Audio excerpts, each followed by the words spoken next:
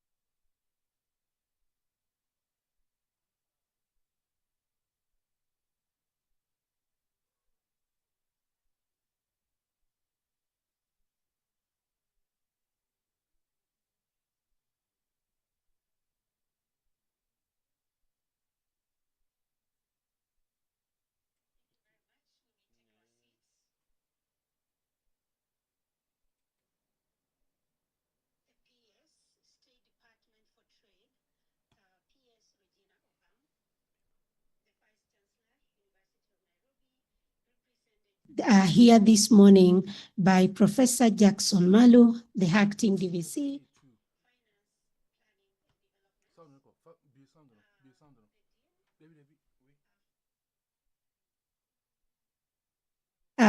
Professor Jack Othiambu, the chairman, Department of Economics and Development Studies, Professor Martin Oleche, distinguished guests and participants, ladies and gentlemen, good morning. My name is Mary Mbithi from the Department of Economics and Development Studies of University of Nairobi, and I'm also the Director of Research at Women's Economic Empowerment Hub of University of Nairobi. Welcome to the second African Finance and Economics Association Conference in Africa 2025, which is both in person as well as virtual. I would like to especially thank and welcome the participants who are online. Karibuni sana. And also those that are not from Nairobi, I would like to say welcome to Nairobi and welcome to the University of Nairobi. To start us this morning is the president of Afea, and I would like to invite Dr. Gadebo Onduralu to give his opening remarks. Thank you and welcome, Dr.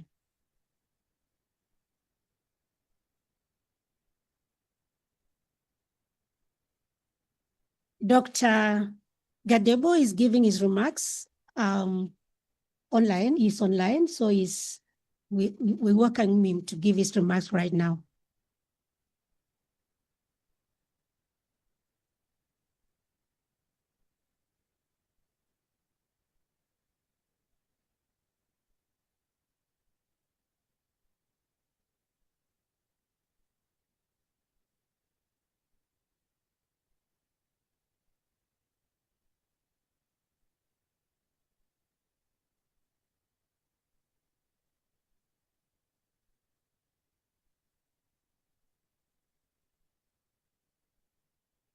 This is Jafric Radio.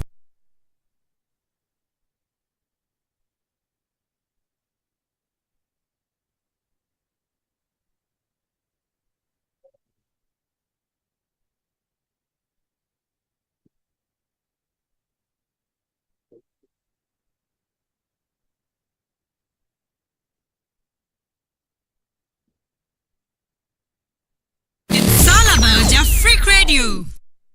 Jafric Radio. Jafric Radio.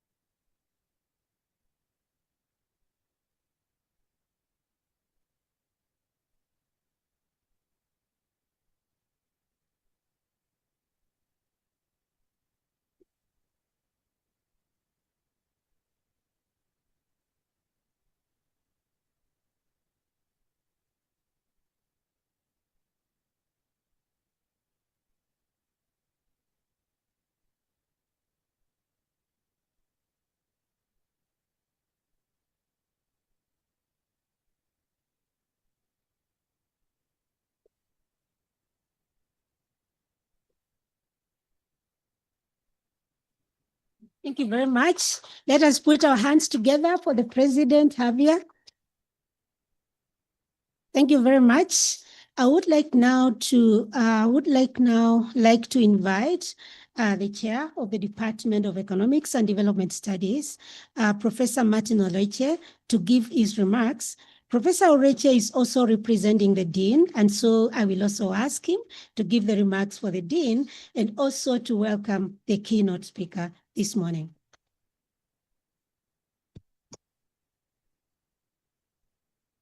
Good morning. Okay. Now, the Principal Secretary in charge of the State Department for Trade, our own Madame Regina Ombam. When I say our own, means that she's an alumni of the Department of Economics and Development Studies. The Vice Chancellor of the University of Nairobi, Professor Margaret Hutchinson, here represented by Professor Jackson Maalu, who is the DVC in charge of Finance, Planning and Development. The Dean, Faculty of Arts and Social Sciences, represented by myself too. Then our distinguished Professor Emeritus, Professor Jamano Mwabu. Are you someone? Thank you. Also, the representative of the ARC, Dr. Kedir. Okay, representatives of Afea, World Bank, we have here Dr. Zikali. And of course, the Association for Advancement of African Women, among others. Now, distinguished members of academic staff from the University of Nairobi and the students, as well as the members of the staff that are here. Now, let me take this opportunity to warmly welcome you to the University of Nairobi, specifically to the Department of Economics and Development Studies. Now, when we talk about the Department of Economics and Development Studies, I know there are those who used to know us with other names, but I can say that the Department of Economics and Development Studies came into being in July 2021. The university was going through some reforms in curriculum, people, data, and governance. And of course, we had the Institute for Development Studies, that is IDS, were actually brought together with the former School of Economics. So a number of you still call us School of Economics, but now we are Department of Economics and Development Studies. We were actually brought together in a university-wide reform in July 2021. Now we are referred to as the Department of Economics and Development Studies. We do train both local and international students in both economics as well as the development studies. And of course, as a department, we are actually one of the 14 departments in the Faculty of Arts and Social Sciences. The Faculty of Arts and Social Sciences has a total of 14 departments, but we are very proud. But what do we say? We are very proud that the Department of Economics and Development Studies in the Faculty of Arts and Social Sciences, we are actually boasting of about 5,000 active students, you know, going from undergraduate, masters, as well as the PhD. And we have about 45 members of academic staff and 5 members of non-academic staff also in our department. And of course, as a department, we also offer actually 2 undergraduate programs. We have Bachelor of Economics, and we have Bachelor of Economics and Statistics. Then master's program, we have Master of Arts in Economics, we have Master of Arts in Economic Policy and Management, we have Master of Science in Health Economics, and we also have Masters in Development Studies. Now, when it comes to the PhD, we have 2 PhD programs. We do offer PhD in Economics, and this PhD in Economics is both by coursework as well as the examination and thesis. And we also have a PhD in Development Studies. Now, as a department, we have a number of collaborations, quite a wide collaboration with different organizations, World Bank, some of whom are actually here. You know, we have UN Women, of course, IFPRI, and quite a number of them.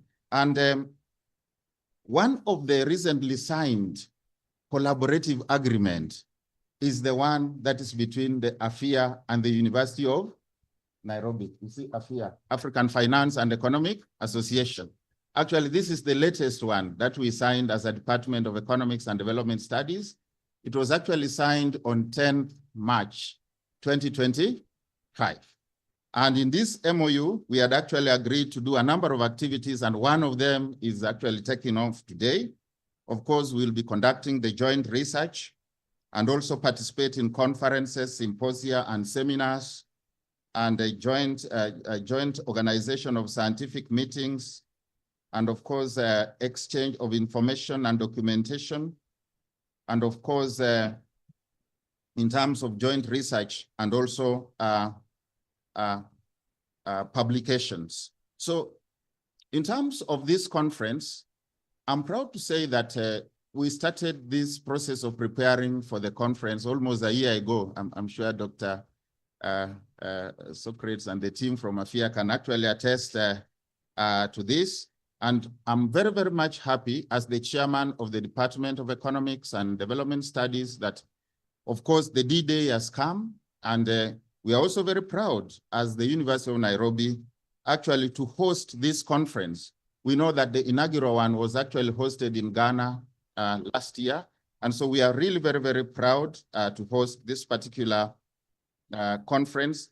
And for the 3 days that you're going to be here, we really welcome you so that we can have a constructive discussions. Now, let me also take this opportunity to, of course, officially thank the following. Of course, we have been in this for a very long time.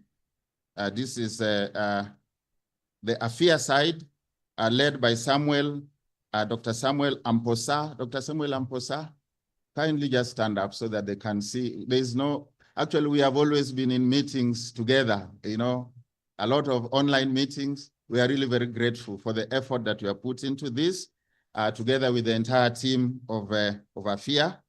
Of course, from our department, Dr. Socrates, you know, you also need to stand up so that they see you, that,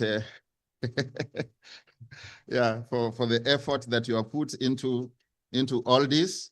And of course, our own Professor Mary Mbithi here, you know, today being our MC here, very, very proud of you. And we also want to thank the management. The management, of course, you know, for such a function to take place here, you know, there are so many things, the rooms and the rest. The VC has been very supportive. And Professor Jackson Malu, you'll be able to tell her that we are actually very, very grateful for all this. And let me also thank the Director of Corporate Affairs, John Orindi. I don't know, you can just stand up, they see you, because we have actually been having joint meetings. We have joint meetings, the department and the Corporate Affairs Office having joint meetings all the time. And the Director of Corporate Affairs has actually been there. Then let me also honor the presence of the PS State Department for Trade, Madam Regina Ombam here. You saw her here coming. And all the guests who are here feel welcome. We are really very grateful as a department to receive you. And of course, the entire University of Nairobi is actually very much excited to host this particular conference. Now, I want to remove the cap that I was wearing earlier on to wear another cap to now represent the Dean, Faculty of Arts and Social Sciences. The Dean, Faculty of Arts and Social Sciences, Professor Jack Odhiambo, is not able to attend this meeting at this particular time because there is a Senate meeting going on, the University of Nairobi Senate. We were supposed to be there, but we actually excused ourselves to be here. So the Dean, Faculty of Arts and Social Sciences will then be able to join us later on. Now, as the Dean, Faculty of Arts and Social Sciences, I want to take this auspicious opportunity to welcome the Vice Chancellor of the University of Nairobi, here represented by the DVC.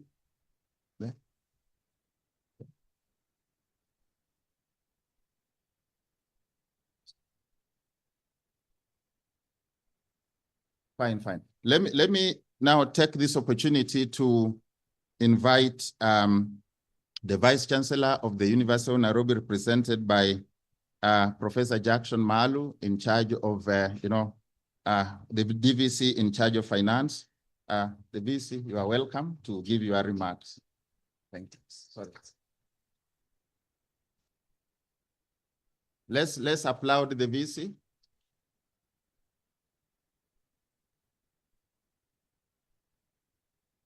Okay. Good morning, everyone. Good morning.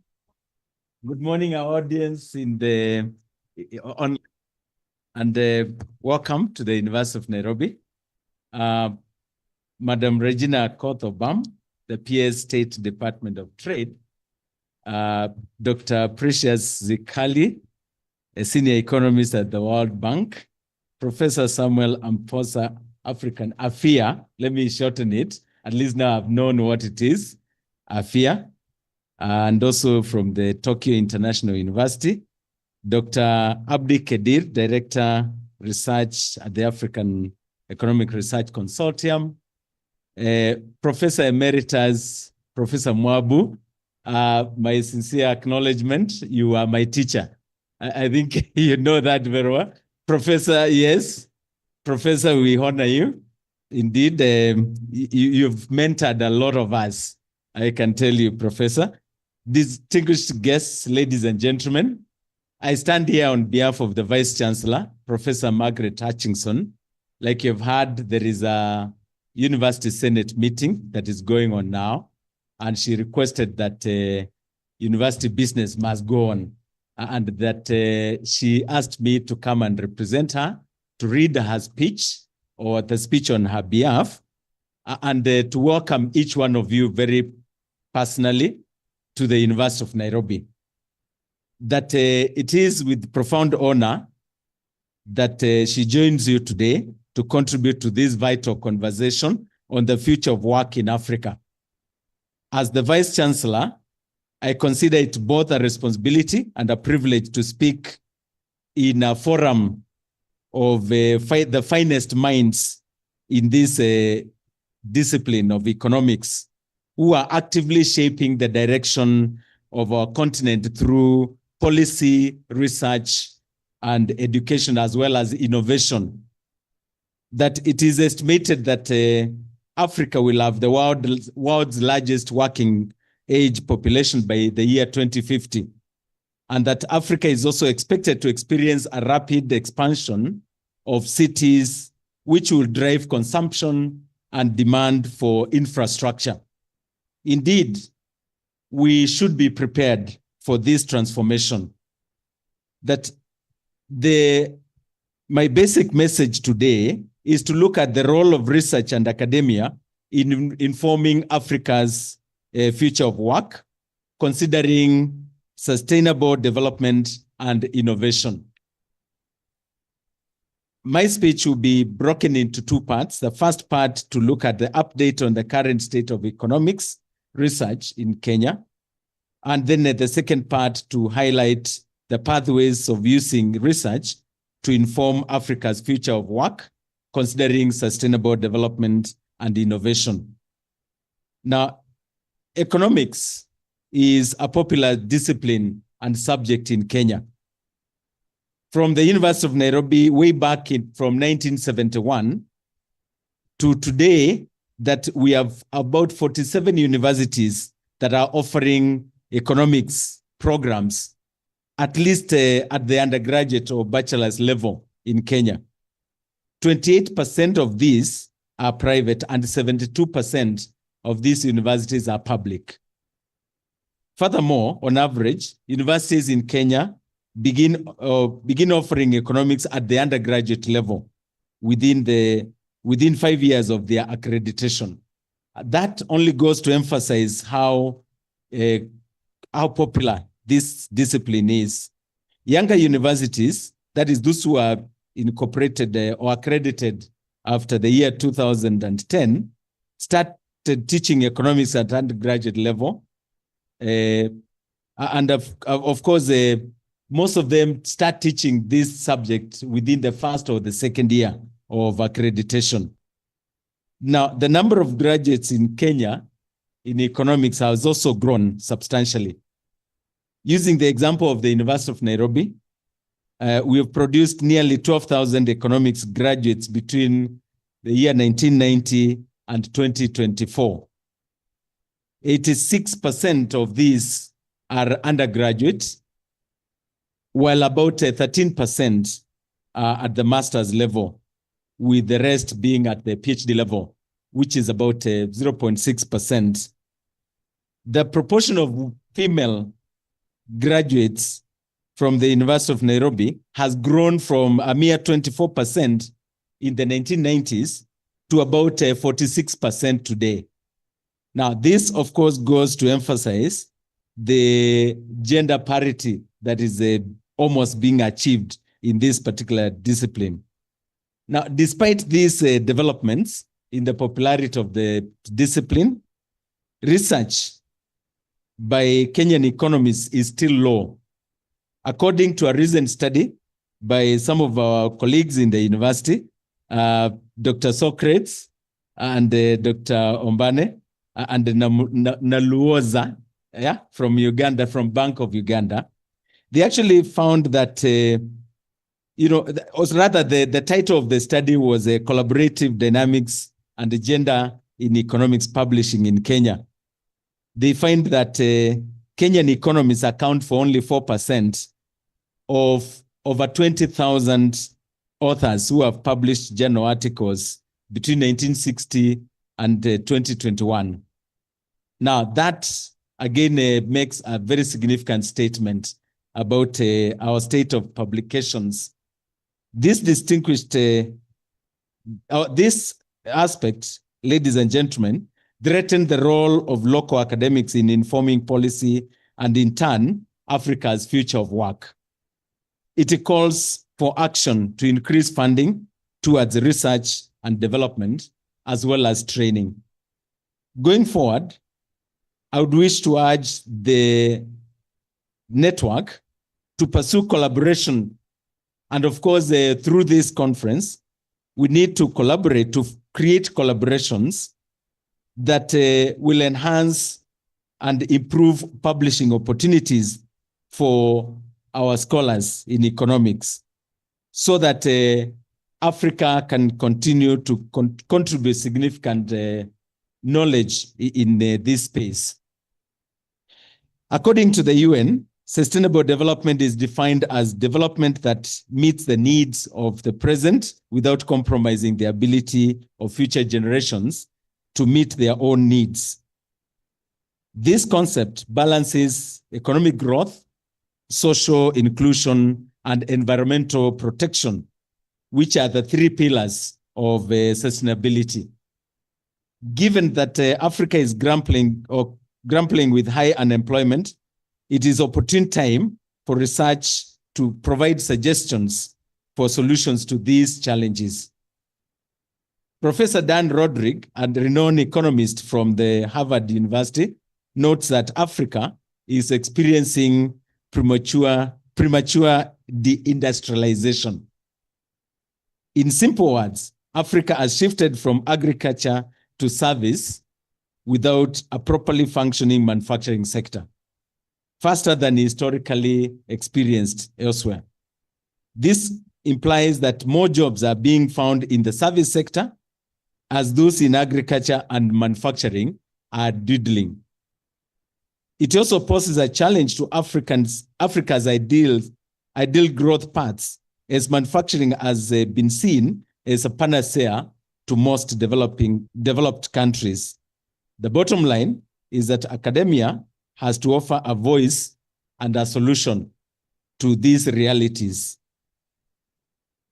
I am glad that in this conference, you will discuss ways and means of finding solutions to some of these challenges. Tackling the future of work in Africa using a 360 degrees approach.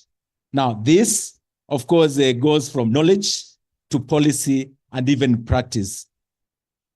In your in your quest to inform Africa's future of work, I encourage you not to stop at presentations in this conference, but to produce publishable journal articles, policy briefs, among others, that can inform evidence-based policy for Africa's future of work. Let me close by saying that I hope I've been able to convince you that proposals for Africa's future jobs with regard to sustainable development and innovation lies with us.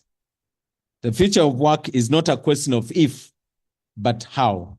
Not a question of timing, but a question of vision. Let us not merely adapt to change. Let us anticipate it, shape it, and lead it with African solutions, African talent, and African resolve. These issues are indeed close to the hearts of many of us seated in this particular forum. I wish you all the best in your deliberations, and I wish to welcome you all once again to the University of Nairobi. That is the speech by the Vice Chancellor, University of Nairobi, Professor Margaret Hutchinson. Thank you very much, ladies and gentlemen, and on my own behalf, welcome to the University of Nairobi. Asanteni. Thank you very much. I've also been given the honor of inviting the PS in charge of trade, the State Department of Trade in the government of Kenya. Madam Regina, karibu sana, speak to the forum. Karibu.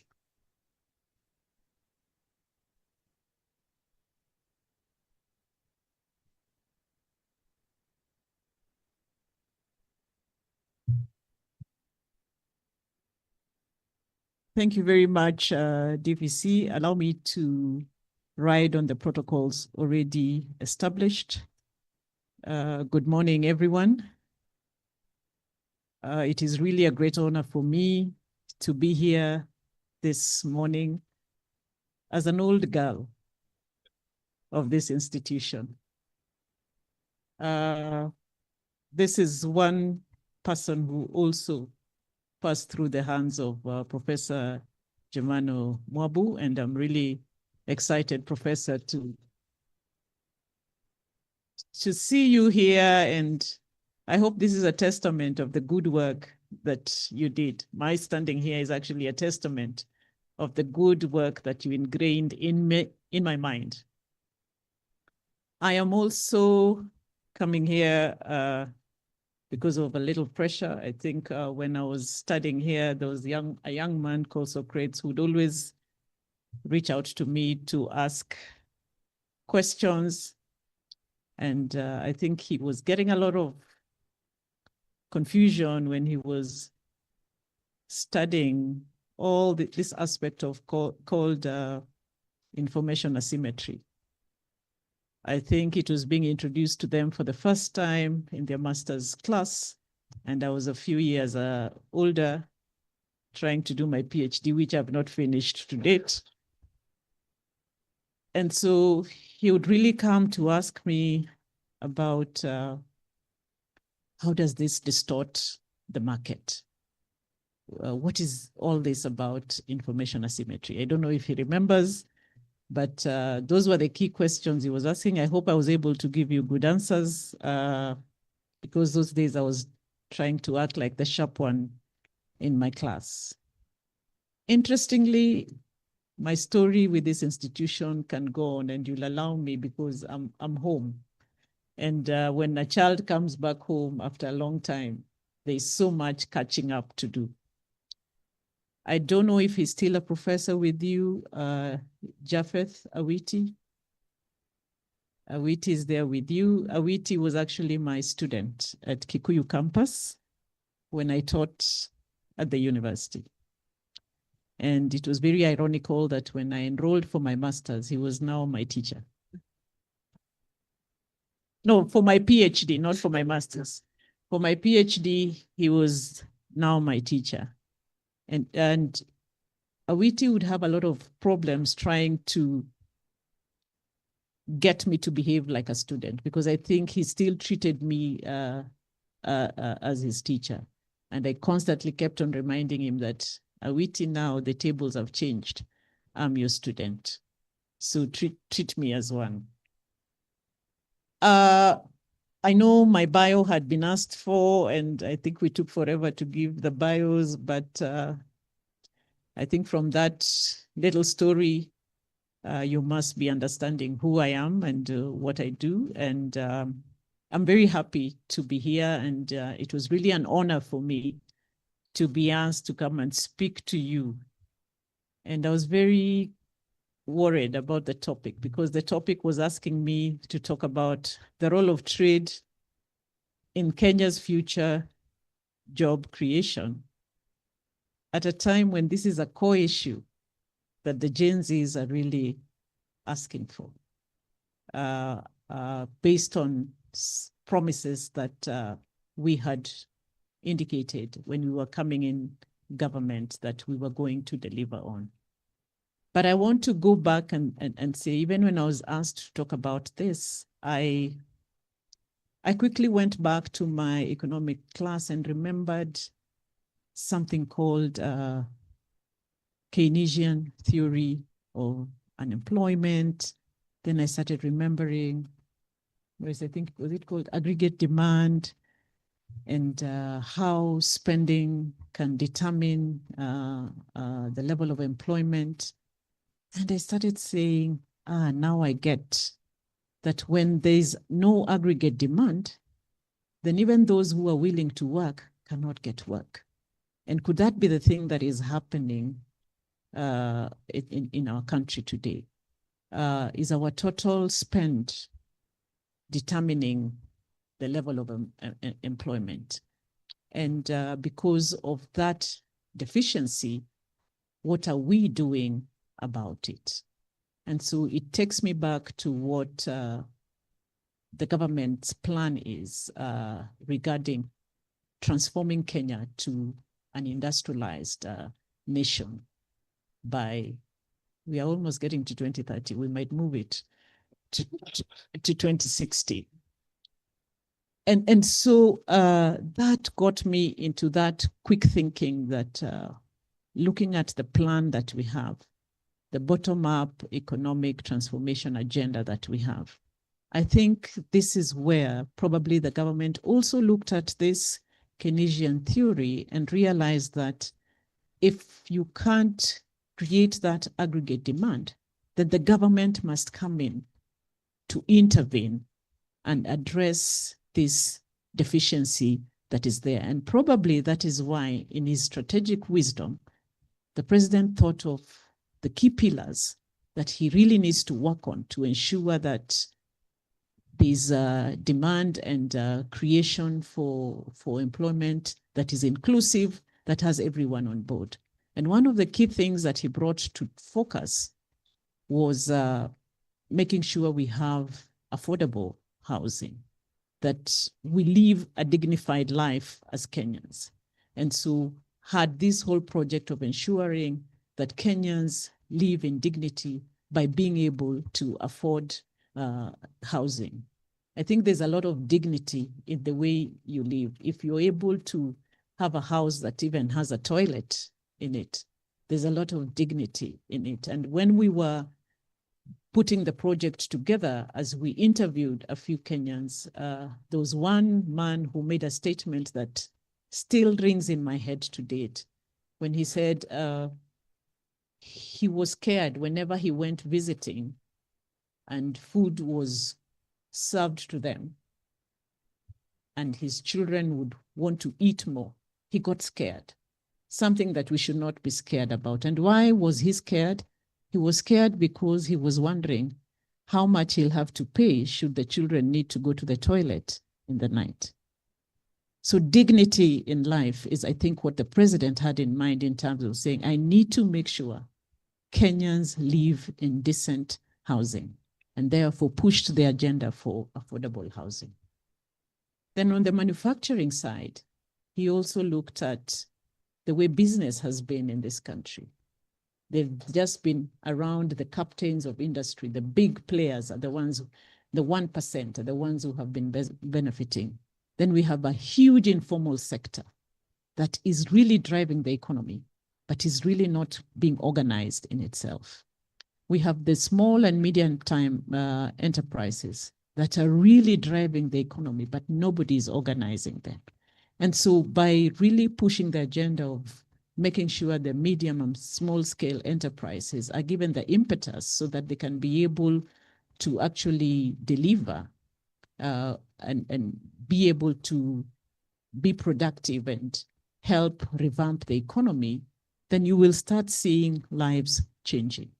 Another area that he really focused on was health. And I think in his wisdom, he was like, if we do not have a healthy population, even these jobs that we want to create, nobody will be able to do them. And so he pushed this agenda for ensuring that healthcare is affordable, it is inclusive, because he also understands that there's a lot of catastrophic expenditure when it comes to healthcare financing. All of you might be young, but you will attest that you keep being added into WhatsApp groups to contribute to somebody's health need. And so when we are able to ensure that Kenyans know that they can access healthcare without difficulty, then they also see that their productivity grows. The same way when foreigners come and they know they have a healthcare system that will take care of them in the event that they fall sick, then they also are determined to come into the country. Another area that he really focused on was the agriculture. And here the president was concerned because he was looking at agriculture from the point of view of being the backbone of the economy. But we are still handling agriculture from the point of view of just sending raw materials and really not getting the value add for what we produce. And we've been wired to believe that that is the best we can do as a country. Send your tea raw, send your coffee raw for somebody else to process it, and then say it is made in the UK. He had to now start saying we have now to think about the value chain system and really start looking at value addition.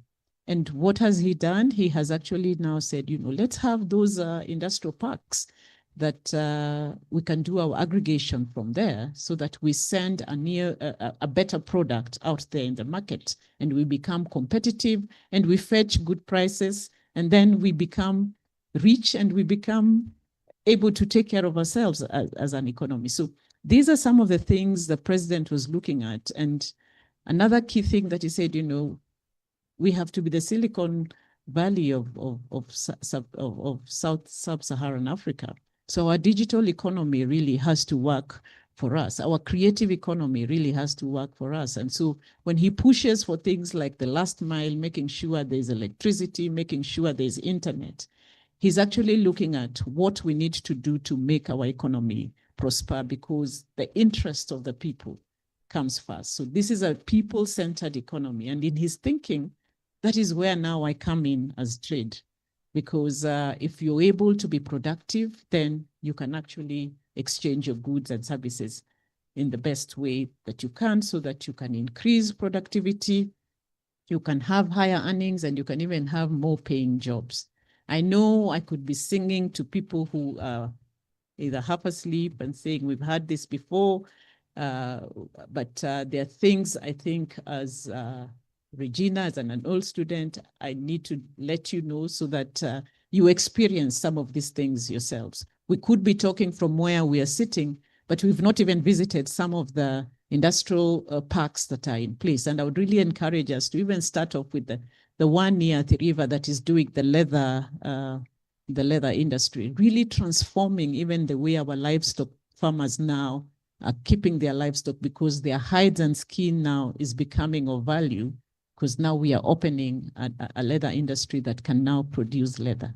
Most of the time when these people were slaughtering their cows, all they were doing was the hides and skins now are becoming, I think it is a delicacy somewhere in West Africa. So some people were getting the hides and skin and using it as food there.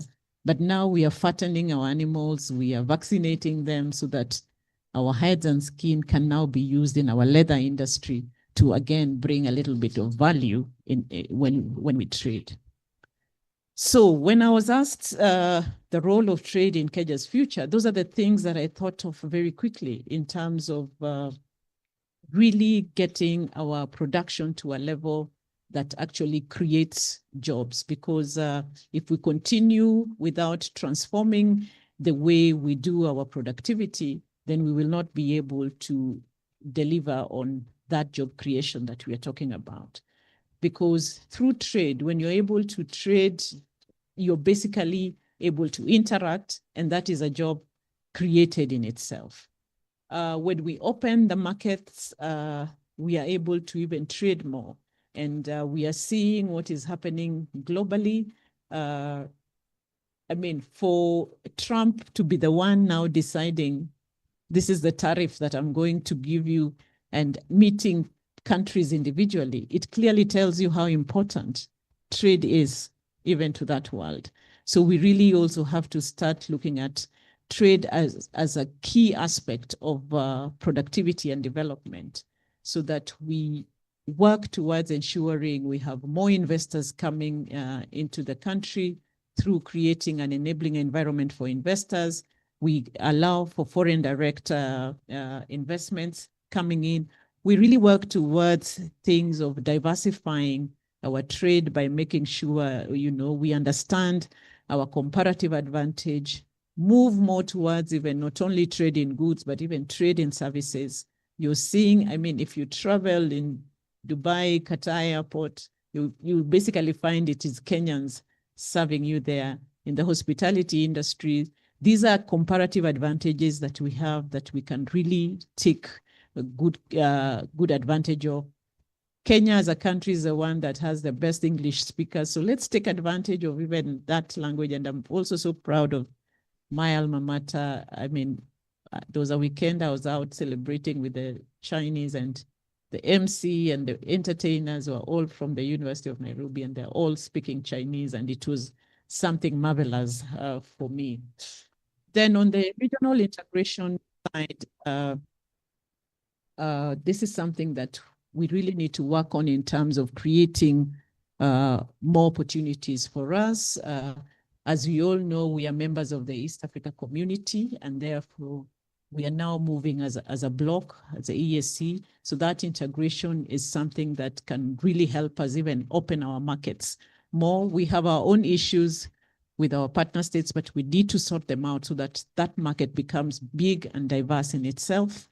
We have the Africa Continental Free Trade Area that we now need to really work on, so that basically look at it from the point of view, how can we make Nairobi the Dubai of Africa if we actually think about trade in a serious manner? Because Dubai doesn't produce anything, but everybody goes to Dubai. And what do they go to do in Dubai? Shopping, right? Everybody talks about Dubai Mall, Dubai Mall, Dubai Mall. We did a small study, and these are still, now I'm using professor's words, before you confirm anything, just indicate to people that these are preliminary findings. And we are still working on it. And what we found out is that Nairobi is receiving very many tourists from the African continent. And these tourists are coming from as far as Ghana, South Africa, Uganda, northern part of Africa. And what are they coming to do in Nairobi? To shop and party. Those are the two main things that most of these tourists are coming to do. And they are spending a lot of money here. We worked out the maths. We found that in 7 days, an African tourist in Nairobi spends around 300,000 Kenya shillings. And the shopping is done at Sarit Center, is the most frequent visited mall in Nairobi, followed by another mall somewhere in Eastleigh. Also, it's called it's a new mall in Eastleigh, a big mall in Eastleigh. That's another big area that foreigners go to visit.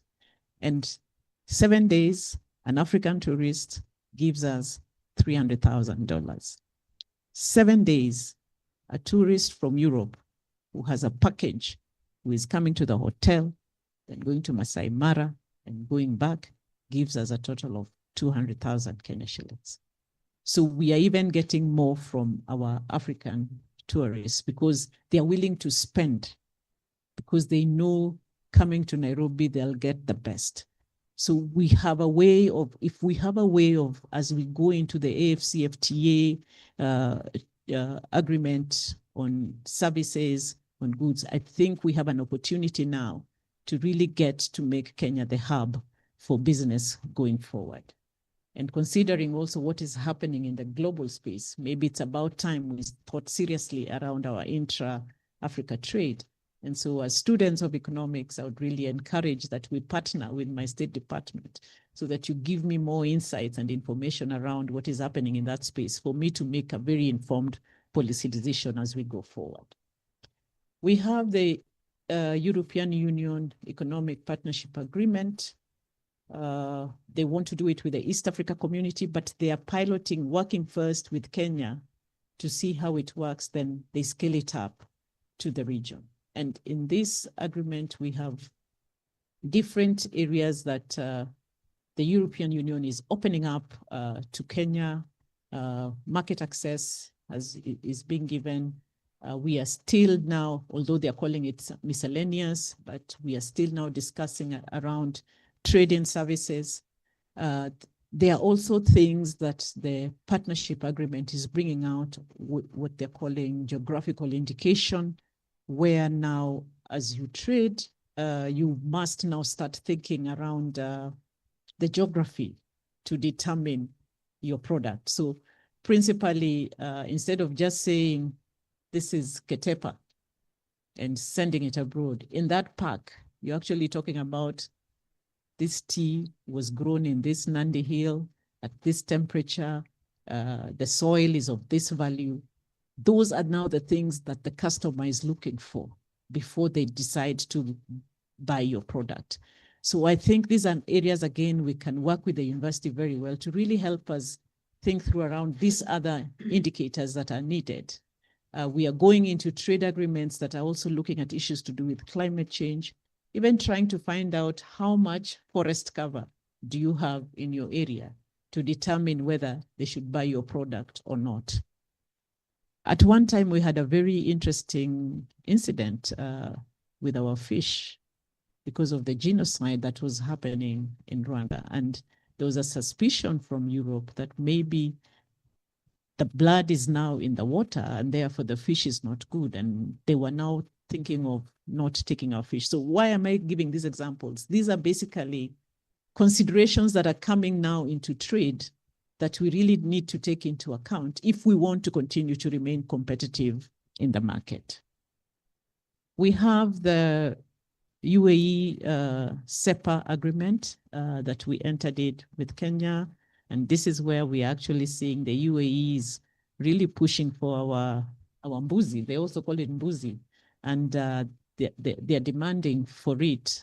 So there's a demand being created for our products, but we also have to ask ourselves, what enabling environment are we giving so that we are able to meet that demand? Because where trade has reached now, if there are volumes that you're to send in a particular country, those volumes must be consistent. So if you're inconsistent, you lose out in the trading game. So we have also to think about our cost of production here in Kenya, our cost of electricity, the way we package, our packaging, the kind of veterinary services that we have around so that we make our product really competitive. Among other things, the UAE is asking for also is trading services that they're really pushing for. We have another agreement with the UK called the UK Partnership Agreement. UK has been our partner for long, so basically it's just strengthening that partnership by also, again, I think there's more focus around trade in services and also the trade in goods, more so our tea, our coffee, and our flowers. We are entering an agreement with China, so we have not started the negotiations, but we are working towards an agreement with China, and China is using again Kenya as an example because China wants to enter into a larger agreement with the entire African continent. The market in China is big. The market in China is a huge potential for us, so we really have to see how we can tap on that market. And I'll be reaching out to your department chair to help me get students who I can start working with. They can be able to look at some of these agreements. They can be able to help me in terms of doing a lot of research work around that. Finally, we are also seeing how we can negotiate with the US. Trump has not called us yet. So we are just holding back and waiting to see when he calls us, if he'll play a video, we don't know. But, but we are also preparing for that arrangement. These are some of the things I really wanted to share with you so that you understand from where I sit, the role of trade in job creation. And also, I would like, as we go forward, just from this engagement going forward, Chair, if we could enter into an MOU. I know this was the last MOU, but now mine will be another MOU that I would really like to enter with the department so that we can have, particularly when students are doing their research work, how they can come to my department, work with my research division, those who are in areas of trade law, trade negotiations, even doing the number crunching around volumes to really help me out, give out more informed, evidence-based policy decisions as I go forward. I also look forward to collaborating further, even when you do your talks, your workshops. If they're trade related, let us be involved so that we also come with our banner and everything and we add, and then it helps. And just know I'm a child of the Department of Economics. If there's anything that I need to help from where I sit, please do not hesitate, because my alma mater has to continue shining. So in conclusion, I want to thank you for honoring me and allowing me to come and speak with you. I just hope that you will teach me. I just hope that I will be taught the university anthem so that when I come, because I am an alumni of this university, I should be able to sing the Kenyan national anthem, the East African national anthem, and the University of Nairobi anthem. So that is my humble plea. I hope I'll be given the words in good time. Thank you very much. It is now my pleasure to officially open this workshop.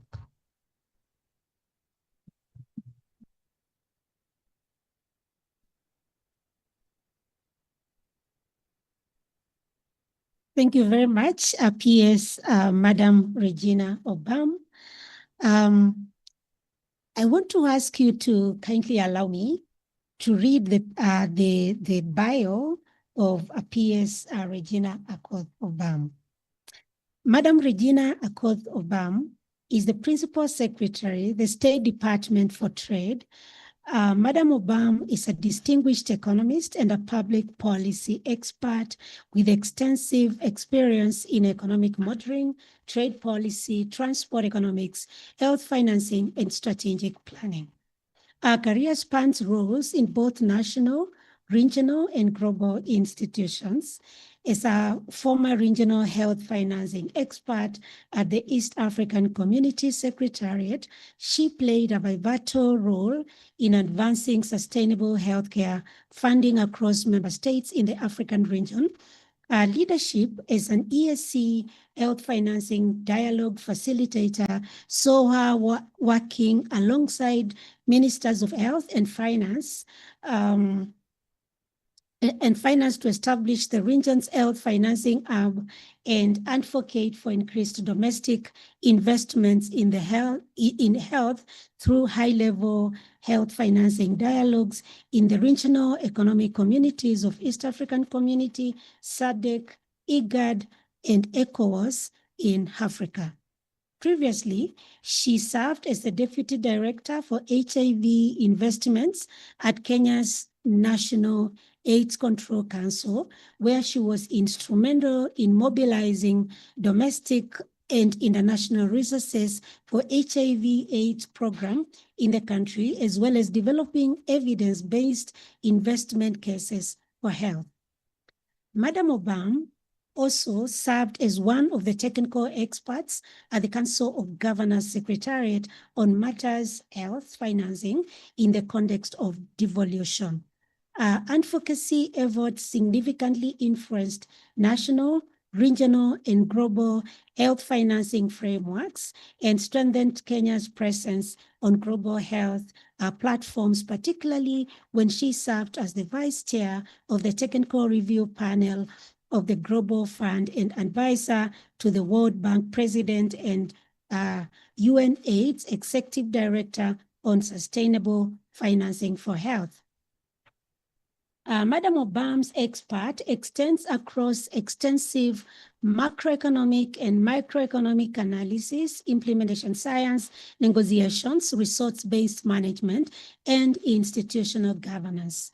Strategic insight has made her a key driver in enhancing trade policy, fostering public-private partnerships, and promoting economic integration across the continent, including engagements at the African Union, European Union, and with other bilateral partners.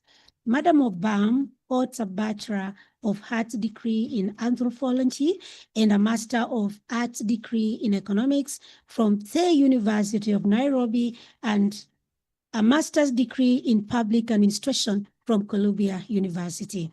With a proven track record in economic policy and strategic planning, our leadership at the State Department is instrumental in enhancing Kenya's trade environment, attracting investments, and strengthening economic ties, both regionally and globally.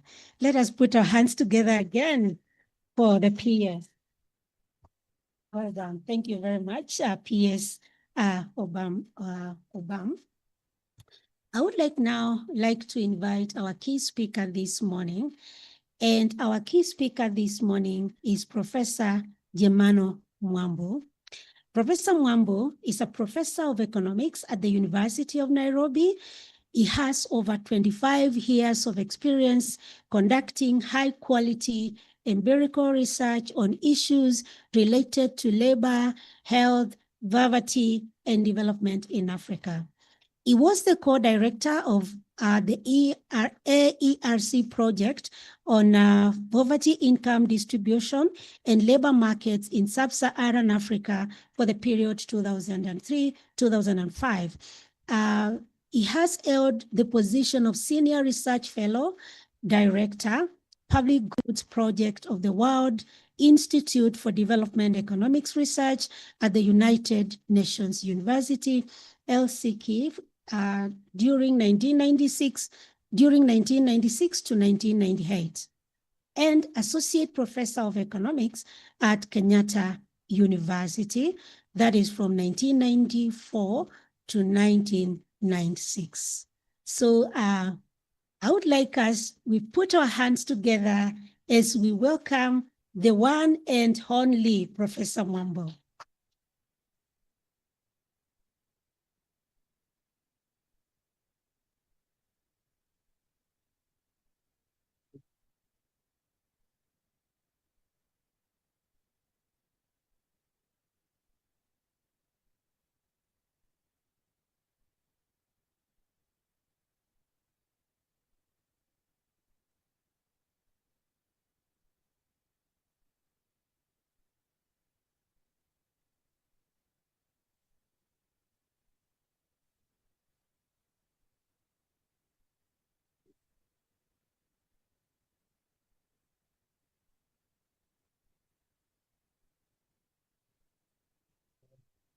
Thank you very much.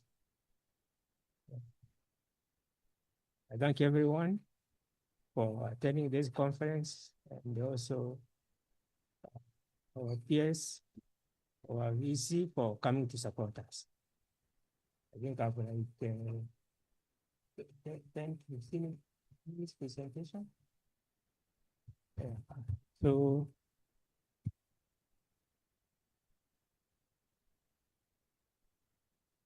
So actually what I want to mention before I start is the work I'm presenting today is a summary of the work done by at the AERC, African Economic Research Consortium, over a period of about 5 years.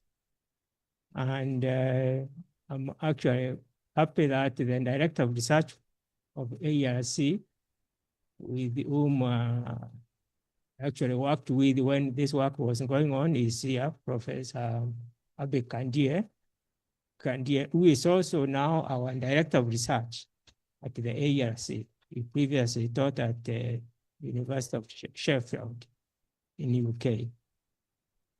So now I try to move fast. So first, the presentation fits this. It's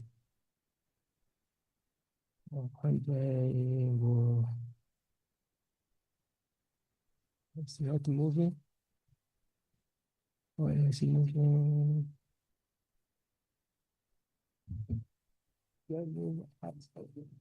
Moving it to the beginning.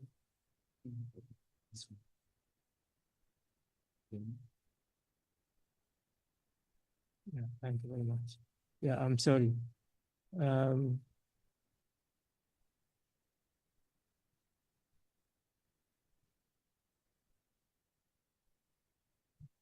So actually, I was given a suggestion of the kind of title I should choose. So I chose this one, Human Capital Development and Future Work, not Future of Work.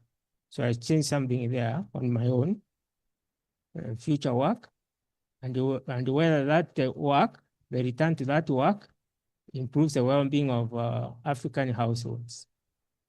So the material that I will present will be around that topic. And as I've said, it was made possible by the AERC.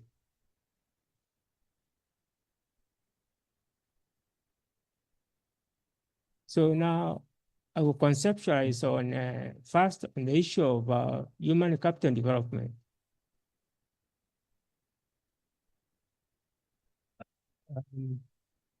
So actually, sorry, this is actually the outline, which is there. This is what I'm going to present, the conceptualization of human capital development, what it is, then evidence on what drives it, what determines its level, and then I will provide macro evidence from 31 African countries. That evidence is mostly on education and health, and then it provides micro evidence from 6 countries, mostly actually from East and West Africa. And that is on health, what determines health status of the population. And then I will look at the impacts of the human capital development on household well-being from 5 countries. All this is collaborative research. I'm just summarizing what other people have done and also the little that I might have contributed there. And then I will end with a summary and the policy messages. So now we're conceptualizing the human capital development. So Berman says that the earliest stage of human capital development is at conception. And what I've done is to concretize that and try to find out what determines the development of the embryo in the utero. And E there is the embryo, beginning of the human being, and it depends on the mother's human capital.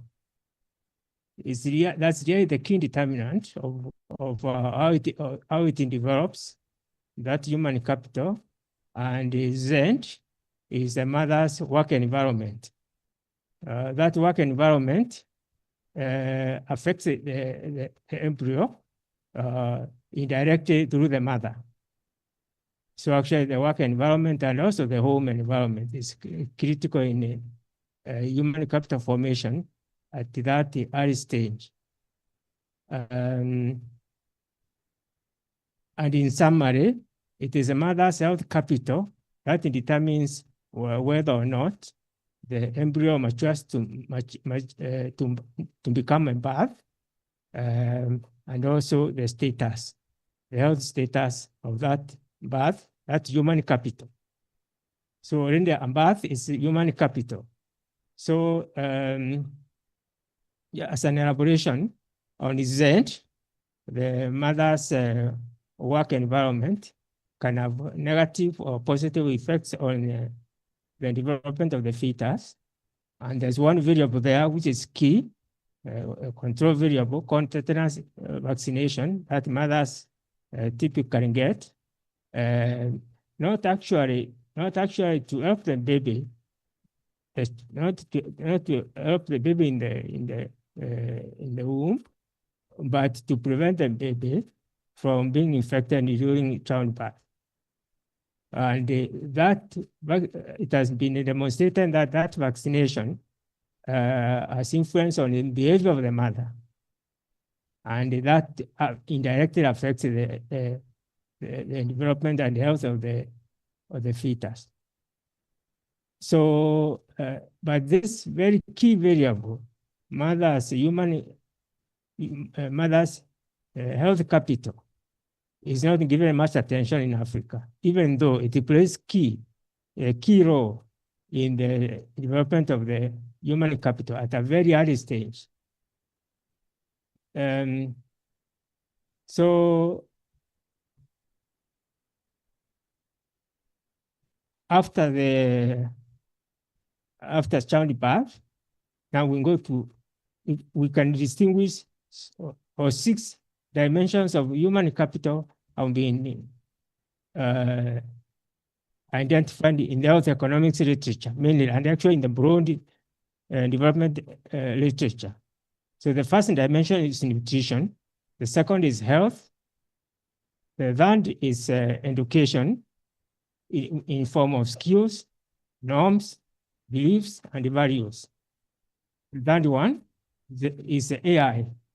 Actually, the other day we were discussing with a colleague, at the World Bank about AI, because students are telling me they want AI to be their research assistants. And I'm saying, you cannot use AI as your research assistant. I want you to do your own work. So the next one, dimension of human capital, is ability to control fertility. For example, via medical technology or via the female labor force participation. And the final one is labor mobility. This capital should be able to move so that it to areas where its productive value is the highest.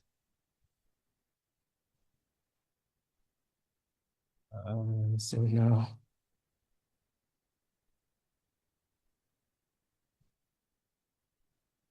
I'm going to move down now.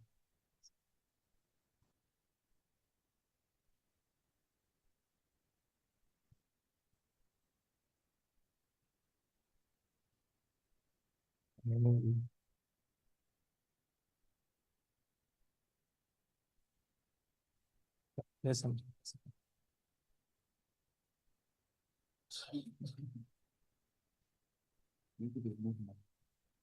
Yeah, you can move it manually, then I'll speak from here. So those are the 6 dimensions of human capital, and we are going to see what determines each. So there are 3 properties of this human capital. The first property of human capital is that it's part and parcel of a human being. This was recognized long time ago by T.W. Schultz, who created the field of human capital as a need of research and teaching. And human capital development, therefore, entails developing a human being. So obviously, safety of human beings is key to the accumulation of human capital, the safety of that human being. So health capital is also a factor of production as well as a consumer good. This we know from Grossman. And so these 2 properties, the intrinsic value of being healthy, of being able to move, of being educated, and so on, that utility, and also the value of human capital as a factor of production, those should be considered together in the design of the human capital development policies and interventions. The next one.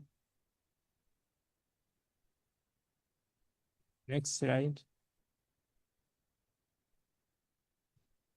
Yeah, so now these are drivers now, determinants of development of human capital in a few countries, Ethiopia, Ghana, Malawi, Kenya, Niger, and Uganda. Now, so the issue here was what is the health problem in all these countries? Actually, these surveys come from different countries and collected by different agencies. Malaria emerged as the main reason why people go to the clinics. And the proportion reporting sick varied from 18% in Ethiopia to 26% in Kenya. So you can see nearly about, let's say 75% of the population believe that they're healthy. That may be so, or it might not be, but this is what people report. And then the proportion seeking treatment out of those who report varies from 10% in Malawi to 25% in Ethiopia. And in all countries, we found that health service utilization improves health, but not in Uganda. Actually, there's a way to identify whether health service is a key variable affecting health status, and after doing the proper identification, we found that in Uganda, when in the process of getting health services, instead of people becoming better, they actually become worse. And the reason there would be, say, what happens at the clinic, what happens during the trip to the clinic, and so on. So it's not obvious that provision of health care services will improve health. That's the main point there. And the reasons for low usage of services, we have seen that only 10% actually in some countries look for treatment. The main factors are time poverty, long distances to clinics, water, and fuel sources. The month that a person was born, and also user fees. Those are the main determinants of whether people seek treatment or not. The next one. So this is a revealing passage, not from this study by ARC, but from a study by the World Health Organization. It's qualitative evidence why people may not go to the clinic. Is because the experience there actually is not very pleasing. It's not pleasing at all. So people feel that clinics don't care much about people if they don't have money. Okay, that's the message there. Okay, you can have a lot of improvements in the facility, but if this is how people think about the facility, it will not go there, and therefore it will not help people. So the next one, the next slide. Yeah. So now we now look at what determines the level how health capital has improved in Africa over the years, actually, since from the 1970s to around the 2020s. So this is evidence from 31 countries, and is solid evidence.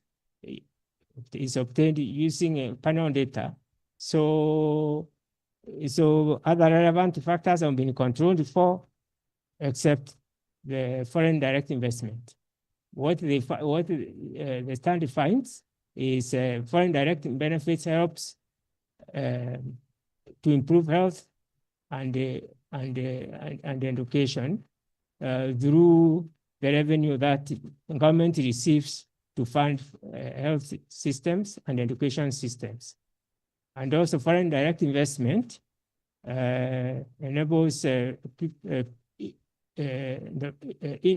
countries to offer internships, which is practical to, so that students can gain practical skills, like what our peers was actually telling us just a few minutes ago.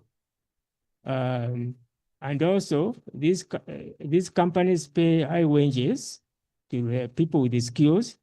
So therefore, people look for those skills so that they can get those jobs. There's also a downside of foreign direct inflows, which is that sometimes the foreign indirect investment, if it involves extractive industries, can destroy the environment and also increase inequality. The next, yes, please. Then mobility. Mobility, just being able to move. That is a form of human capital. So what research has found is people leave the country, like in this the case of Senegal. People left Senegal with no education and came back. See, they left without any education. They came back, and they competed for in-country jobs, and actually they were more competitive than people, the local people, the Senegalese who stayed there, and even who had better education from Senegal. So actually, mobility helped Senegal get skills, because the people who moved, got practical skills, came back. So actually, policies that encourage return migration, and in particular, can help Africa increase a pool of skilled labor on the continent. So that's another mechanism of building human capital. Special education, human capital. The next one, please. Then now the issue now of another factor affecting human capital, both its level and its quality, is disease pandemics. And here we have actually several examples. I've just highlighted the one from a paper by Professor Kendria, our director of research, which indeed, when he was actually another director of research at the time. So what he found is that COVID reduced food security a lot. And the reduction was through the lockdowns that were imposed by the government, which disrupted or shut down labor and the food markets. So actually people could not buy food, and the people also could not go to work. So their ability to, their purchasing power decreased. This is what our PS was alluding to when he was saying actually in general, aggregate demand was declined in economies because of this pandemic. And the continent, of course, was not prepared for this. So human capital suffered as a result through the mechanism of poor nutrition. The next one, please. And this study goes far, in some depth. We ask actually what were the food problems at this time.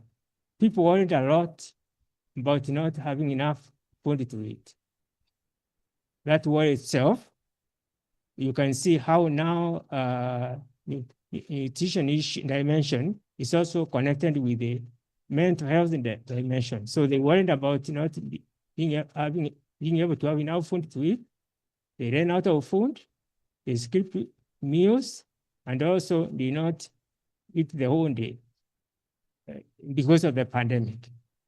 This was a major shock. And actually, I want to mention that I did not have time to include some of the studies there. It's a study by Professor Rita of Burkina Faso, which did the same analysis. These studies were done independently. And the same issue, these issues here were highlighted. During this time, people ran out of food, they skipped meals and so on. The next,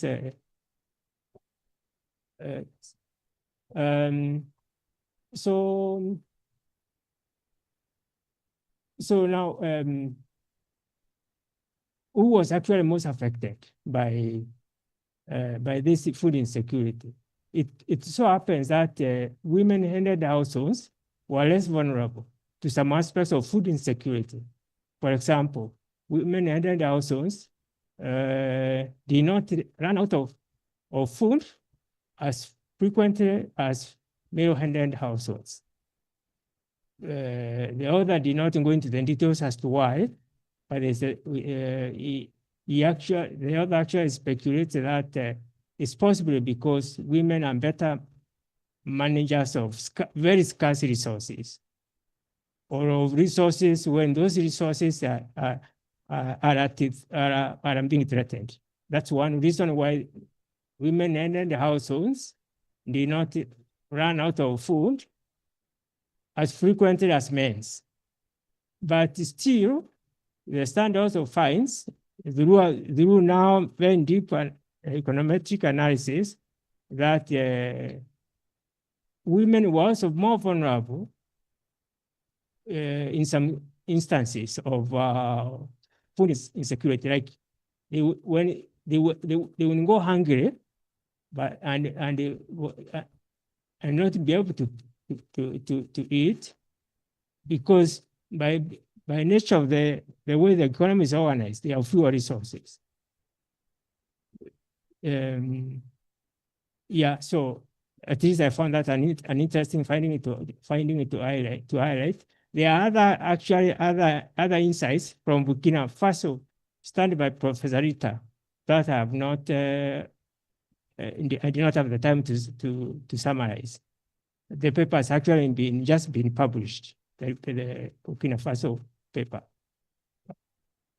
The next one.